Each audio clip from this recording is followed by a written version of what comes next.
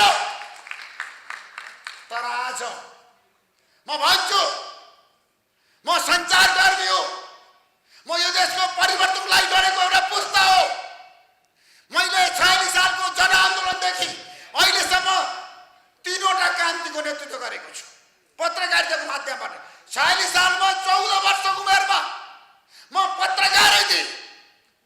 म 7 दिन हिरासतमा बसेको थिएँ प्रजातन्त्रको लागि। 62-63 सालको जनआन्दोलनमा म 27 पटक गिरफ्तार भएँ र 35 दिन हिरासतमा बसेँ। के को लागि? लोकतन्त्रको लागि। यो देशमा लोकतन्त्र ल्याउन, यो देशको परिवर्तन गर्न, यो देशमा विकास र समृद्धिको यात्रा अगाडि बढाउन, यो देशमा युवाहरूलाई रोजगारी दिन। यो देशका शासकहरूले सत्तामा गएपछि आफ्ना लागि मात्र काम गरे, नातावाद कृपावादको लागि काम गरे। यो देशमा विकास र समृद्धिको यात्रा उनीहरूले अगाडि बढाएन। र नेपालमा संविधान सभाबाट आइसकेको संविधानको आजको अवस्थाको कुरा गर्दा संविधान सभाबाट संविधान त जारी भयो, तर त्यो संविधानले पनि निकास दिन सकेन। अहिलेको संविधान 2072 सालको संविधान पनि आज सङ्कटमा छ। निर्वाचन भएन भने देशमा यो संविधान सङ्कटमा पर्छ। यो संविधान बचाउन पनि, यो देशको लोकतन्त्रलाई संस्थागत गर्न पनि, यो देशको लोकतान्त्रिक मूल्य र मान्यतामा मुलुकलाई अगाडि बढाउन पनि जेएनजीहरूले हुनु पर्थ्यो। जेएनजी पुस्ता आज दलीय राजनीतिमा लाग्यो। दलीय राजनीतिमा लाग्नु उहाँहरूको नैसर्गिक अधिकार हो। त्यसमा मेरो कुनै पनि कम्प्लेन छैन। तर म भन्छु जेएनजी साथीहरू, मञ्चमा बस्ने जेएनजी साथीहरू, आज तपाईँहरूले जसरी यो कार्यक्रम आयोजन गर्नुभयो, मेरो भनाइ छ हामीले जेएनजी जनविद्रोहको बेला 23 र 24 गतेको काली लागु दिनलाई भुल्नु हुँदैन। त्यो दिनको अवस्था आज मेरो मन र मस्तिष्कमा छ। मैले भोगेको छु त्यो दिन, त्यो काली लागु समय। देशमा जनता कति त्रासमा थिए, जनता कति सङ्कटमा थिए, तर पनि जेएनजी जनविद्रोह पछि जनताले के पाए? आज जनता आशा विश्वास र भरोसाका साथ अब निर्वाचनमा जान सक्ने आधार के छ? केही छ? देशको निकास के हो? जनताले भन्नु पर्यो। देशको निकास अहिले के हो? सबै शक्तिको बीचमा एकता, मेलमिलाप, सहकार्य। कुनै पनि शक्तिलाई निषेध गरेर, कुनै पनि शक्तिलाई माइनस गरेर अहिले यो देश अगाडि बढ्न सक्दैन। जेएनजी जनविद्रोहको स्पिरिट के थियो? म प्रधानमन्त्री सुशीला कार्कीको सरकारलाई भन्न चाहन्छु, प्रधानमन्त्री तपाईँले आजसम्म भ्रष्टाचार गर्नुभएको छैन होला। मलाई विश्वास छैन सुशीला कार्कीले भ्रष्टाचार गर्नुहुन्छ भन्ने कुरा। तर सुशासन तपाईँले दिन सक्नुभयो कि भएन? प्रधानमन्त्रीज्यू, तपाईँको क्याबिनेटको 3 जना मन्त्री आज दलमा हुनुहुन्छ। उहाँहरू चुनाव लड्ने तयारीमा हुनुहुन्छ। कुलमान घिसिङ राष्ट्रिय स्वतन्त्र पार्टीको उपसभापति हो। यो सरकार भनेको गैरदलीय सरकार हो। तर म कुलमान घिसिङलाई भन्न चाहन्छु, तपाईँले राजनीति नैतिकता देखाउनुपर्छ, तुरुन्त राजीनामा दिनुपर्छ। दलीय सरकार होइन, गैरदलीय सरकार हो भन्न सक्नुपर्छ। कुलमानजी, तपाईँ कुशल प्रशासक होला, तपाईँ भोलि राजनीतिमा आउनुहुन्छ, हामीलाई थाहा छ। चुनाव पनि लड्नुहुन्छ, राष्ट्रिय स्वतन्त्र पार्टीको तपाईँ उपसभापति भइसक्नु भएको छ।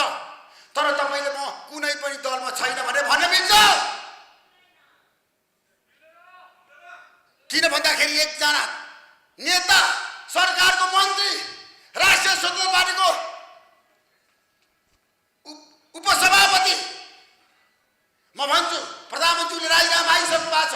3 जना मन्त्रीको, सञ्चार मन्त्री जगदीश खराई, खेलकुद मन्त्री बाबुल गुत्ता र ऊर्जा मन्त्री कुलमान घिसिङ। तर अहिलेसम्म कुलमान घिसिङले के भनिरहनु भएको छ? म कुनै पनि दलमा छैन भनिरहनु भएको छ। मेरो भनाइ, यो सरकारको काम के हो? चुनाव गराउने हो। यो सरकारको दायित्व के हो? निर्वाचन गराउने हो। यो देशको अहिलेको जनताको चाहना के हो? निर्वाचन हो। कस्तो निर्वाचन? स्वतन्त्र, निष्पक्ष, धारले निर्वाचन।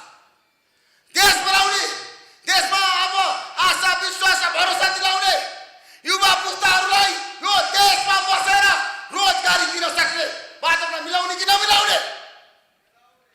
यो देशमा आज रोजगारी दिन सक्ने अवस्था छ?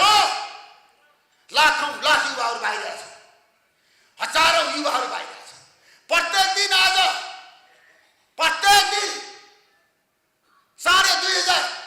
2,500 युवाहरू बाहिर गएका छन् देश छोडेर। यस्तो अवस्था छ देशमा। खोइ हामीले रोजगारी दिन सकेको, खोइ उद्योग धन्दा सञ्चालन गर्न सकेको। आजको एजेन्डा मेरो, म राजनीतिमा आउला नआउला ठुलो कुरा होइन, देश ठुलो कुरा हो। देश पहिला देश बचाउने हो। देश रह्यो भने देश अहिले विषम परिस्थितिमा छ, देश सङ्कटमा छ। यो देश सङ्कटमा परेको बेला सबै शक्ति एक हुनुपर्छ कि पर्दैन? सबै मिल्नुपर्छ कि पर्दैन? युवाहरूले चाहेको के हो?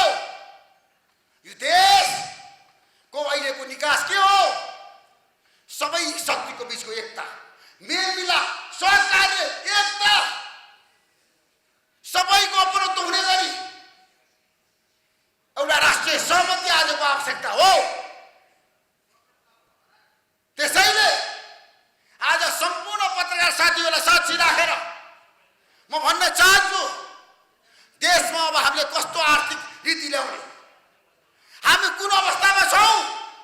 आज खुला अर्थतन्त्रको विकल्प छैन। देशमा लगानीको वातावरण बनाउनु पर्छ कि पर्दैन? पर्छ। त्यसको लागि के गर्ने? नीति स्पष्ट हुनुपर्छ। अब देश बनाउनलाई स्पष्ट नीति चाहियो, योजना चाहियो, कार्यक्रम चाहियो। 10 वर्षमा कस्तो नेपाल बनाउने, सुसम्पन्न नेपाल बनाउने, समृद्धिशाली नेपाल बनाउने, सबै नेपालीको आर्थिक स्थिति सबल र सक्षम बनाउने, त्यस्तो नेपाल हामीले खोजेका छौँ। कुनै पनि नेपालीलाई पीडा नहोस्, कुनै पनि नेपालीलाई दुःख नहोस्, कुनै पनि नेपालीलाई समस्या नपरोस्, कुनै पनि नेपाली रोजगारीको लागि विदेश जान नपरोस्। त्यस्तो देशको निर्माणको अभियानमा हामी छौँ। अबको हाम्रो देशको यात्रा। त्यसैले आज म तपाईँहरूको साथमा छु। जयन्ती जनमित्रपछि तपाईँको बिचमा उभिएर लामो समयपछि मलाई धेरैले भने तपाईँ राजनीतिमा आउनुपर्छ, धेरैले आग्रह गरे तपाईँ राजनीतिमा आउनुहोस्। म भन्छु, जनता सबभन्दा ठुलो कुरा हो। जनताले जे भन्छ ऋषि धवलाले त्यही गर्छ। जनता जनता जनता। त्यसैले ऋषि धवला देश र जनताको लागि काम गर्छ। अब भ्रष्टाचारीहरूलाई ऋषि धवलाले निमिट काट्न पार्नेछ, जोसुकै किन नहोस्। अबको एजेन्डा यो देश बनाउने एजेन्डा, स्वास्थ्य र शिक्षा, रोजगारी र सम्पन्न नेपाल आजको आवश्यकता हो। तर मैले लगानीको कुरा गरिरहेको छु। आज विश्वले नेपाललाई किन विश्वास गरेन? आज नेपाल किन सम्पन्न बनेर, किन काङ्ग्रेस, कम्युनिस्टले अथवा अहिलेको राजनीतिक दलहरूले, खास गरी पुराना राजनीतिक दलहरूले 30 वर्ष 35 वर्ष देशको नेतृत्व गरेका दलहरूले पनि देशको विकास गर्न सकेन, देश बनाउन सकेनन्। तर अब देश कसले बनाउने? यो देशका 3 करोड जनतालाई कसले खुसी पार्ने? आज यो देशको विकासको लागि, यो देशको समग्र प्रगति र उन्नतिको लागि, यो देशलाई आज राष्ट्रियताको कुरा गर्दा, स्वाभिमानको कुरा गर्दा राष्ट्रहित आजको आवश्यकता हो। र आज हाम्रो देशको फरेन पोलिसी, आज हाम्रो आर्थिक नीतिमा हामी के सबल छौँ, सक्षम छौँ? नेपालको नेताले नेपाल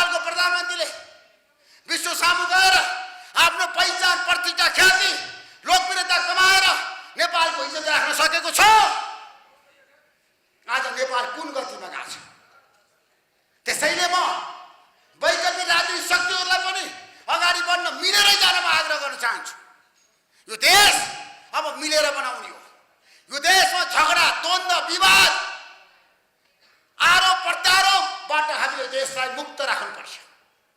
देश बनाउने हो भने मसँग 3 वटा फर्मुला छ। आज म कसैलाई गाली गरेर कसैलाई आलोचना गरेर म समय खेर फाल्ने पक्षमा छैन। अब यो देश बनाउने हो, सबैको अपनत्व हुने गरी, सबैले यो देश नेपालमा बस्न पाउने गरी, सबैले यो देशमा म सुरक्षित छु भन्ने गरी, सबैले अब यो देशमा म हरेक तहमा पुग्न सक्छु, सबै वर्ग जाति लिङ्ग भाषी। नेपाल भनेको बहुजाति बहुधारी बहुशासी मुलुक हो। त्यसैले सबैको अपनत्व हुनुपर्छ, सबैको अस्तित्व रहनुपर्छ देशमा। त्यसै देश बन्दैन।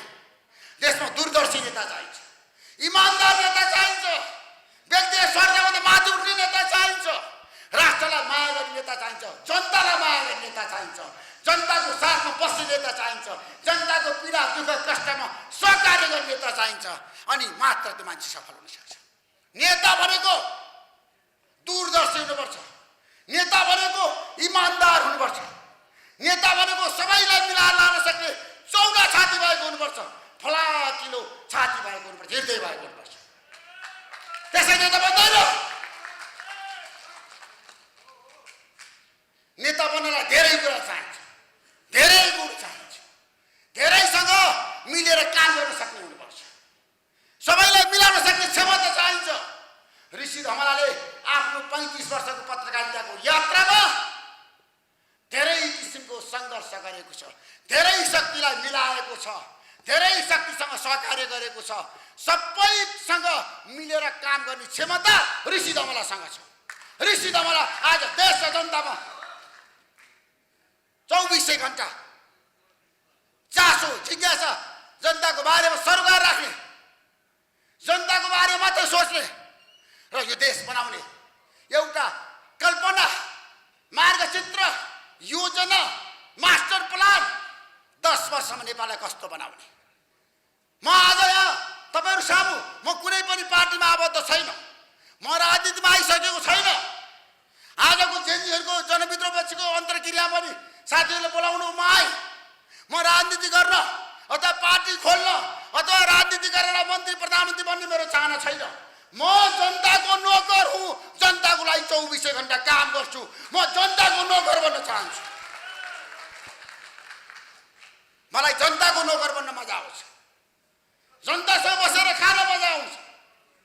म जनताको सेवक हुँ, जनताको सेवक बन्छु म। जनता त्यसैले आज जेनजी जनविद्रोहपछि देशमा आशा विश्वास र भरोसा जगाउनै पर्छ। यो आन्दोलन क्रान्तिलाई संस्थागत गर्नै पर्छ। त्यसको लागि अबको निर्वाचनमा अबको हाम्रो देशको मार्गचित्र के हो आज म घोषणा गर्न चाहन्छु। यहाँ दर्शक पनि हुनुहुन्छ, यहाँ सबै क्षेत्रका व्यक्तिहरू हुनुहुन्छ, यहाँ यो मञ्चमा हरेक वर्गका मान्छेहरू हुनुहुन्छ, महिला विभिन्न क्षेत्रका तर तबकाका व्यक्ति त्यहाँ हुनुहुन्छ। म भन्न चाहन्छु सबैलाई साक्षी राखेर यो देश बनाउन 3टा मात्र कुरा गर्नुपर्छ। एउटा कुरा स्वास्थ्य र शिक्षामा निःशुल्क। अब कुनै पनि नेपालीले उपचार गर्दाखेरि पैसा तिर्न नपरोस्, कुनै पनि नेपालीको छोराछोरीले पढ्दाखेरि 1 रुपैयाँ पनि फी तिर्न नपरोस्। त्यस्तो किसिमको नीति ल्याउनु पर्छ, त्यस्तो किसिमको पोलिसी ल्याउनु पर्छ। अनि मात्र देश बन्छ, देशमा भ्रष्टाचार हुँदैन। आज देशमा किन भ्रष्टाचार भयो तपाईलाई थाहा छ? स्वास्थ्य र शिक्षामा निःशुल्क गर्नुस् त। कुनै पनि नेपालीको छोराछोरीले पढ्दाखेरि पैसा तिर्न नपरोस्, उले निःशुल्क पढ्न पाओस्, आफूले रोजेको चाहेको स्कुल र कलेजमा विश्वविद्यालयमा। अनि त्यसमा भ्रष्टाचार हुन्छ? हुन्छ? किन भन्दाखेरि मान्छेले किन भ्रष्टाचार गर्छ भन्दा छोराछोरीलाई पढाउनको लागि, किन राम्रो स्कुलमा पढाउन चाहन्छ, छोराछोरीलाई सम्पन्न बनाउन चाहन्छ। एउटा खर्दा एउटा सरका अधिकारी अथवा सहसचिव उपसचिव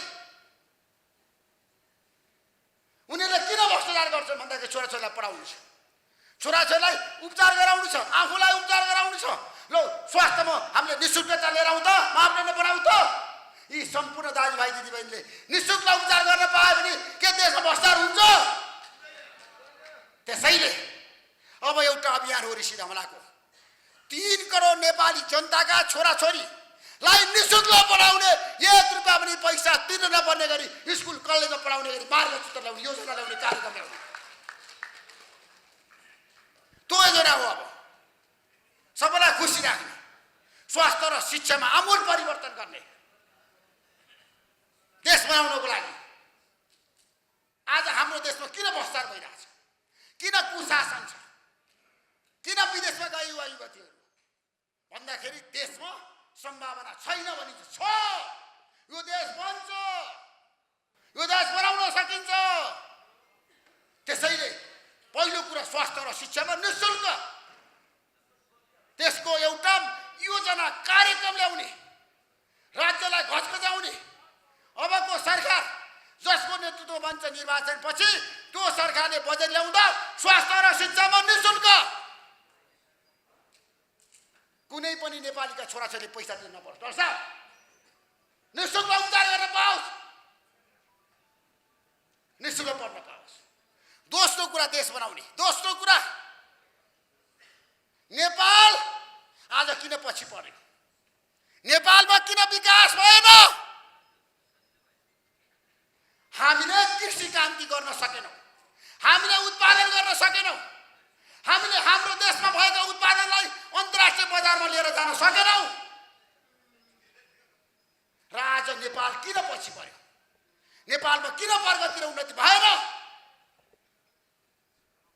भन्दाखेरि कृषि प्रधान देशको नागरिक हामी, हाम्रो घरमा हाम्रो भान्सामा कहाँको चामल छ, कहाँको फलफुल छ, कहाँको तरकारी छ, विदेशको छ। हाम्रो घरको भान्सामा नेपालीहरूले आफैले उत्पादन गरेको अब चामल खान पाउने बेला भएन। त्यो अवस्था हामीले किन सिर्जना गरेन? किन हामीले तरकारीहरू फलफुलहरू आफै उत्पादन गर्न सकेनौँ?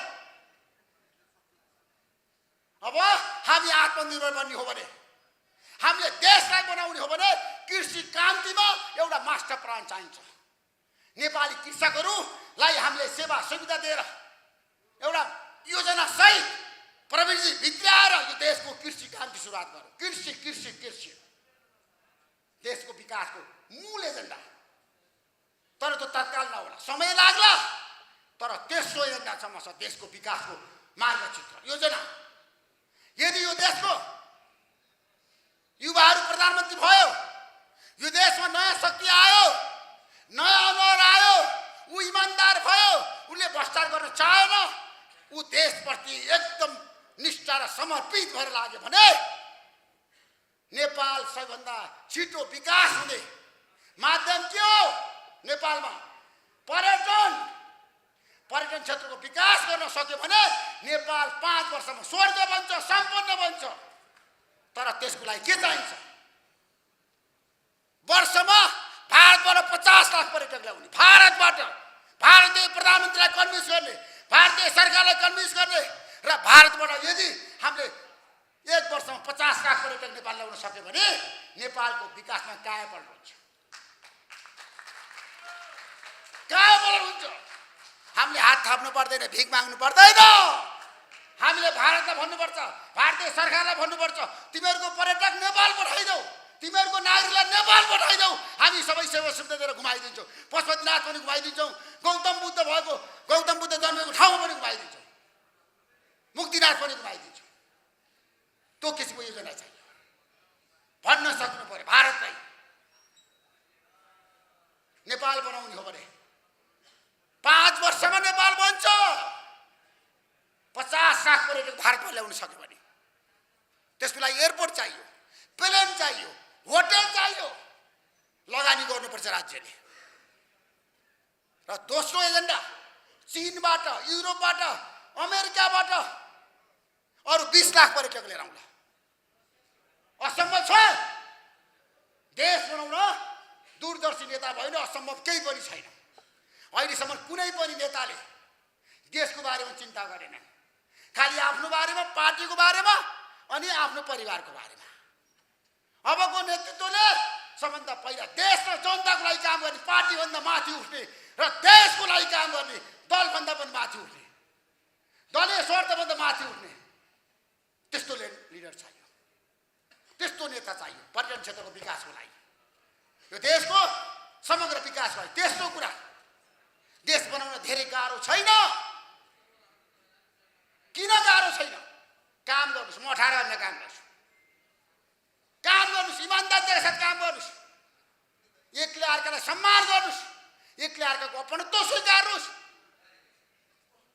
त्यसैले ऊर्जा क्षेत्रको कान्ति गरौँ। ऊर्जा क्षेत्रलाई आज हामीले सम्पन्न बनाउन सक्छौँ र नेपालले उत्पादन गरेको बिजुली भारत, बङ्गलादेश, विश्वलाई हामीले बेच्न सक्यौँ भने नेपाल 10 वर्षमा विकसित राष्ट्र बन्न सक्छ। तर टिम चाहिन्छ, इमान्दार मान्छे चाहिन्छ, वफादार मान्छे चाहिन्छ, देशलाई माया गर्ने मान्छे चाहिन्छ।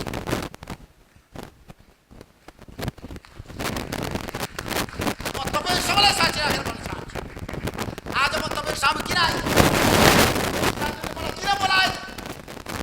मैले भनेको छु, मेरो एउटा सपना छ, पत्रकारिताको माध्यमबाट होस् अथवा सामाजिक क्षेत्रबाट होस्, यो देश बनाउनुपर्छ भन्ने पर्छ। देश बनाउनुपर्छ, देशलाई प्रगति र उन्नतिको पथमा अब लिएर जानुपर्छ। गाउँ गाउँबाट, सहरबाट, बजारबाट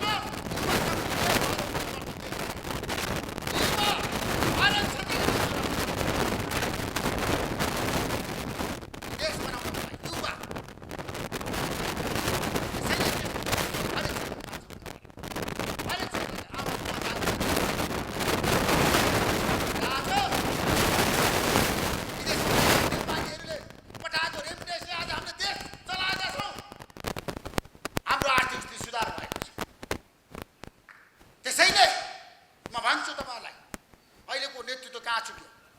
अहिलेको राजनीतिक नेतृत्वले किन देशमा प्रगति र उन्नतिको लागि, विकास र समृद्धिको लागि काम गर्न सकेनन्? मसँग 3वटा फर्मुला छ, उनीहरू कहाँ छुट्यो? नेताहरूले किन गल्ती कमजोरी गरिराखे? नेताहरूलाई दबाब दिने, नेताहरूलाई घचघचाउने, नेताहरूलाई सुधार गर्ने, नेताहरूलाई सचिनको लागि आग्रह गर्ने कसले? जनताले हो। जबसम्म जनता जाग्दैन देशमा केही पनि हुँदैन। अब जनता जाग्नु पर्यो। आगामी निर्वाचनमा जनताले इमान्दार नेता खोज्नु पर्यो, इमान्दार व्यक्ति खोज्नु पर्यो। आज म तपाईलाई वैकल्पिक शक्ति किन चाहिन्छ, त्यस्तो शक्तिको आवश्यकता किन छ देशमा? ऋषि धमला कुनै पनि पोलिटिकल पार्टीमा आबद्ध छैन, तर यो देश बचाउन त्यस्तो धारको आवश्यकता छ। त्यस्तो धार देश बचाउनलाई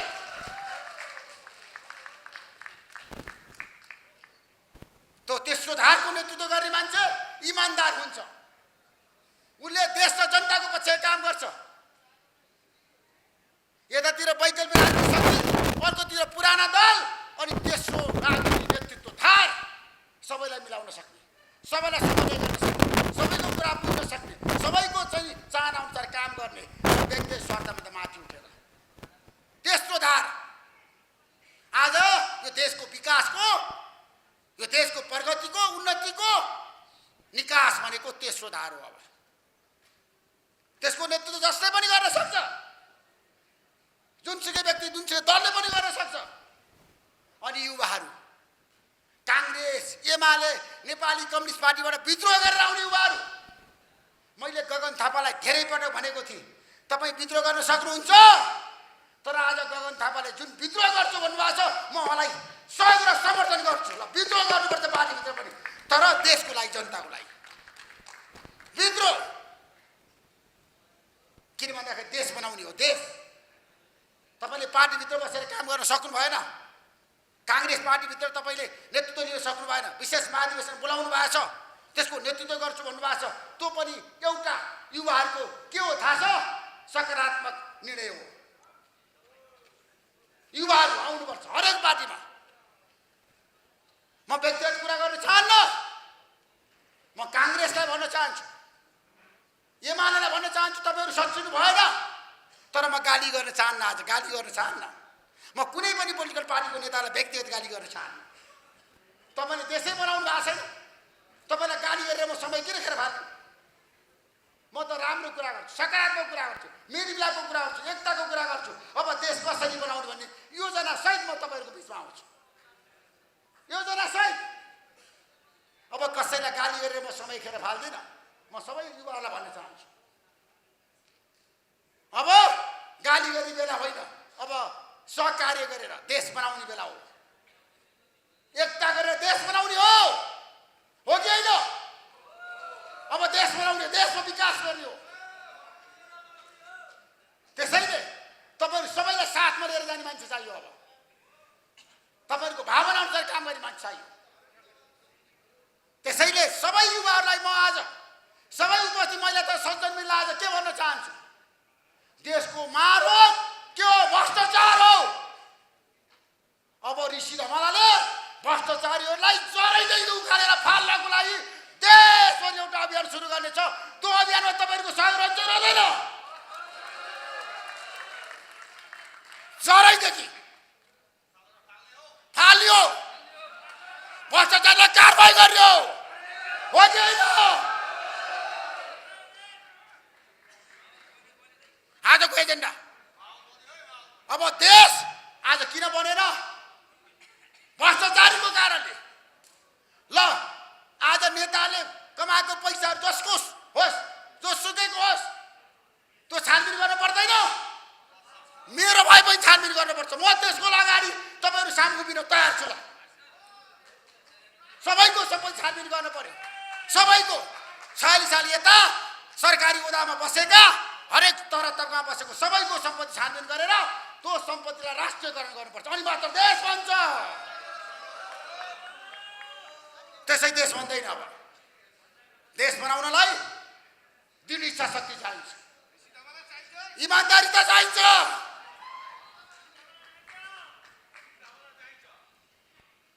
त्यसैले भ्रष्टाचारलाई कारबाही, सुशासन, अब देशमा सुशासन र रोजगारी र पारदर्शी समाज आजको आवश्यकता हो। त्यसैले म तपाईहरु सबैलाई भन्न चाहन्छु, आजको दिन मेरो एउटै मात्र नारा छ। त्यो नारा भनेको देशलाई विकास गर्ने हो, देश बनाउने हो। देशमा सबैको अपनत्व छ भनेर सबैको सहकार्य गरेर एकता र मेलमिलाप गरेर यो देशको विकास र समृद्धिको यात्रामा अगाडि बढाउने हो। सबै नेपालीलाई सम्पन्न बनाउने हो, गरिब नेपालीहरूलाई सम्पन्न बनाउने हो। सहकारी पीडितलाई न्याय दिने हो, मिटरबाज पीडितलाई न्याय दिने हो र कबाडीहरूको मागलाई पनि सम्बोधन गर्ने हो। ढुक्क होस्, सबैको माग, कबाडीको समस्या पनि समाधान गर्ने, देशमा किसान मजदुर सबैको समस्या समाधान गर्ने, सुकुम्बासी सबैको, सबै नेपालीलाई सम्पन्न बनाउने हो। त्यसको लागि ऋषि धमला खरौँमा उभिनेछ। खरौँमा अब ऋषि धमला तपाईहरुको साथमा रहनेछ। जनताको साथमा, जनता जनता जनता। आजको दिन जेन्जी जनविद्रोह पछिको यो पहिलो अन्तर्क्रिया मार्फत म तपाईहरुलाई साक्षी राखेर भन्न चाहन्छु, देश बनाउनको लागि पहिला तपाईहरु आउनुपर्छ। तपाईहरु उठ्नुपर्छ, युवाहरु जाग्नुपर्छ, हरेक क्षेत्रका मान्छेहरु आउनुपर्छ। आउने चुनावमा मिडिया कर्मीहरुलाई, हाम्रो देशको मिडिया कर्मीहरु जसले जेन्जी आन्दोलन तपाईहरुको कारणले सफल भयो, देशमा परिवर्तन भयो। म तपाईहरुलाई स्यालुट गर्न चाहन्छु, अभिनन्दन गर्न चाहन्छु। र जेन्जी आन्दोलनको सफलताको सूत्रधार नेपालको मिडिया हो, सोशल मिडिया हो।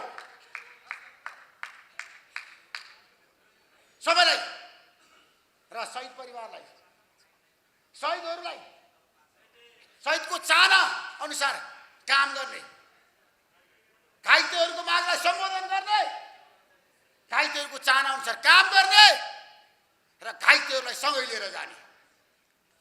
अभिषेक श्रेष्ठजी कहाँ हुनुहुन्छ?